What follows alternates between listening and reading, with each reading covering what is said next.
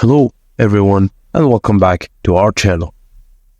Today I'm going to show you how to download the InterPals dating app on your smartphone. InterPals is a friendly community over 5 million friends, language learners, travelers and pen pals. So let's dive right in so you can get the chance to meet new people. Firstly, go to the store. App Store for iPhone users and Android users, they can go to Google Play Store.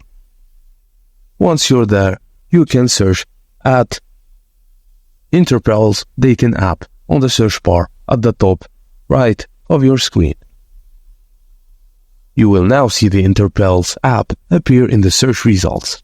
Look for the official app. It should have the logo.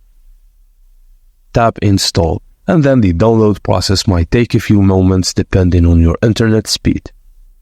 Once it's complete, the app will automatically get installed on your device. You will see the open button. Tap on it to directly launch it. If you already have an account, you can log in using your credentials. If not, or you are new to this app, you can easily create a new account. Fill in your required information such as email, password, phone number, and name and other stuff. And there you go. You've successfully downloaded the InterPals dating app on your smartphone.